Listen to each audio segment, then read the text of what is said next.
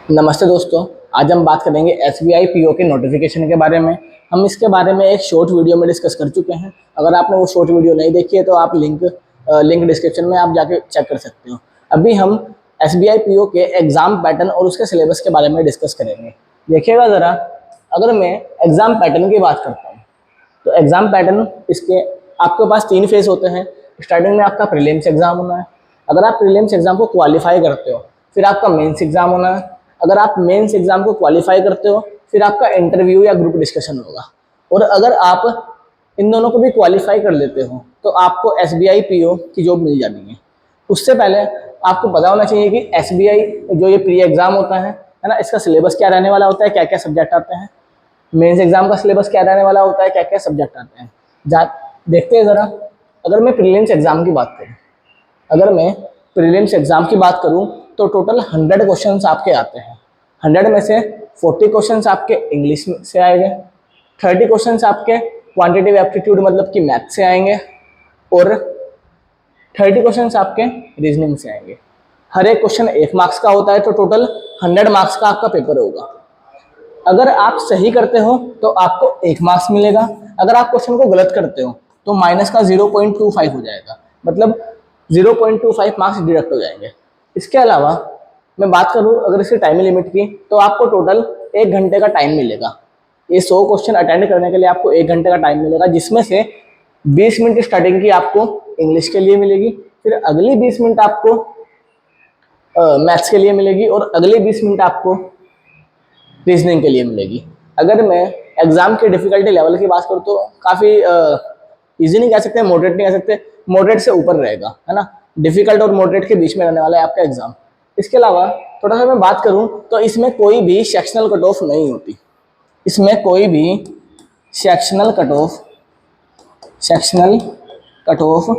नहीं होती। Sectional cut off का मतलब क्या होता है सुनिएगा। देखो, इसमें 3 सेक्शन है, इंग्लिश, मैथ्स और रीजनिंग। सेक्शनल कट ऑफ का मतलब होता है कि हर सेक्शन में पास होना, तो इसमें ऐसा कंपलसरी नहीं है। अगर आप किसी भी सेक्शन में कितने मार्क्स लिया उससे फर्क नहीं पड़ता, लेकिन आपको ओवरऑल जो कट ऑफ होनी है उसको क्लियर करना पड़ेगा।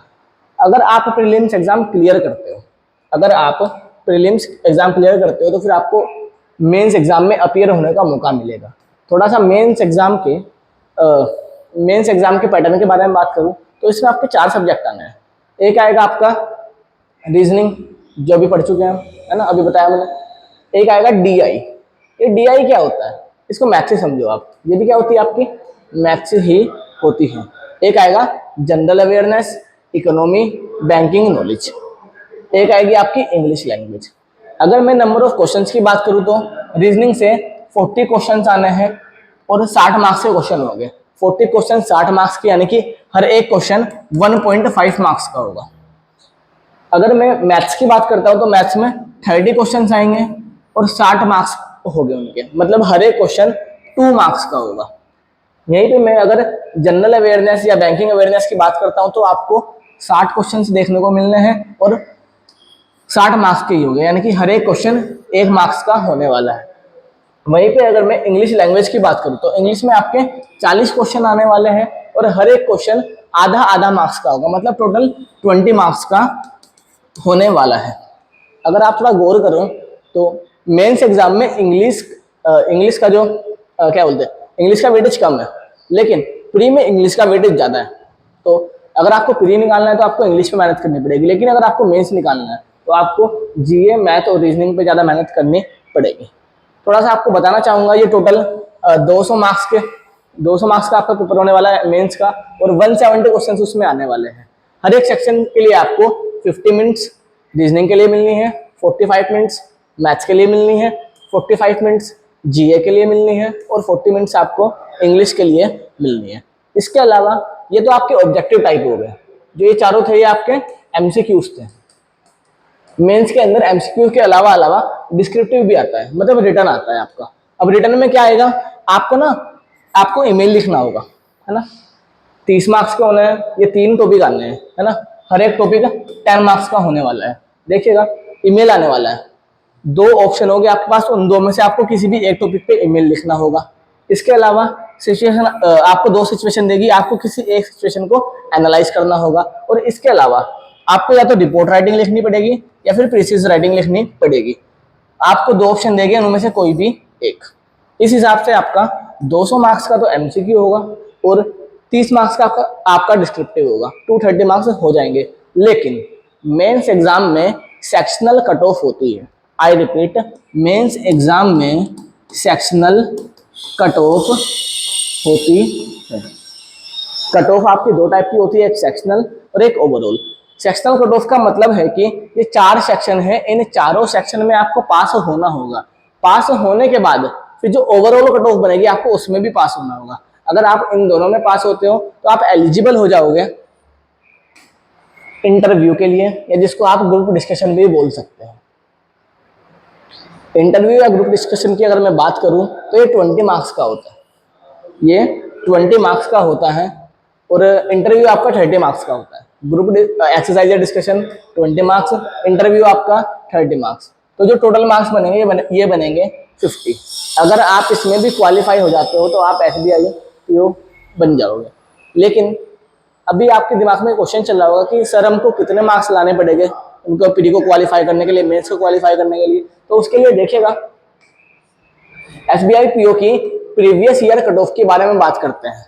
2021 में, है ना, साल 2021 में 2056 वैकेंसीज आई थी, है ना, 2056 वैकेंसीज आई थी।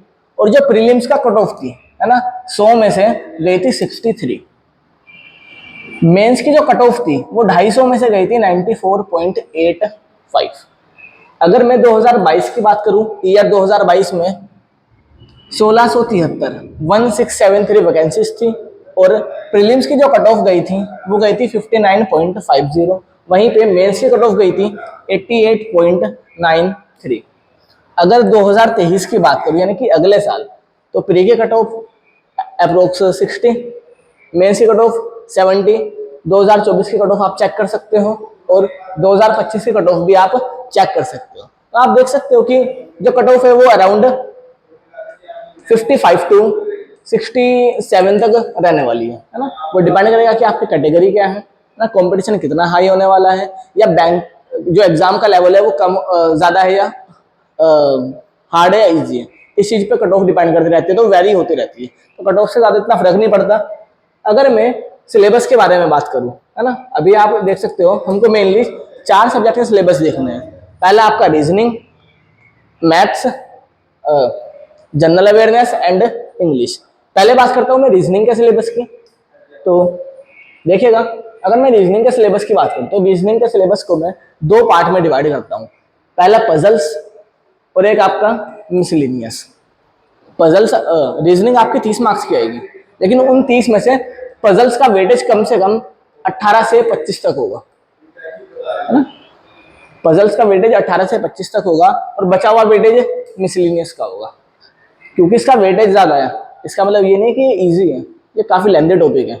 अगर आप इसको कवर करना चाहो तो आप इसको हार्डली 1 मंथ में कवर कर सकते हो, लेकिन इसको ही आपको कवर करने के लिए अप्रोक्स 4 मंथ्स लग सकते हैं।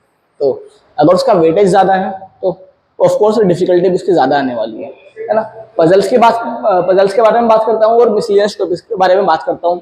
तो पजल्स आपकी लीनियर अरेंजमेंट आ सकती है, circular, square, rectangular and triangular arrangement भी आ सकती हैं।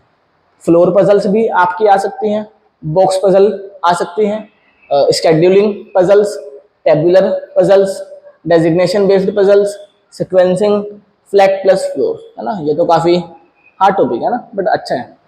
ये सारे आ सकते हैं प्री में भी एंड मेंस में भी। मिसलिनियस की बात करता हूँ तो alpha numeric series, coding decoding, blood relation, distance and direction, inequality, syllogism, order and ranking, ये सारे ही टॉपिक आते हैं प्रीलिम्स में। मेंस प्रीलिम्स में ये वाले टॉपिक नहीं आएंगे, ये केवल मेंस में आते हैं। अगर मैं प्री की बात करता हूँ तो प्री में इन 3 को छोड़ के ये सारे आते हैं, लेकिन मेंस में इनमें से कुछ भी आ सकता है। मैं लेवल की बात करूँ तो लेवल प्री का यहाँ पे है तो मेंस का यहाँ पे है।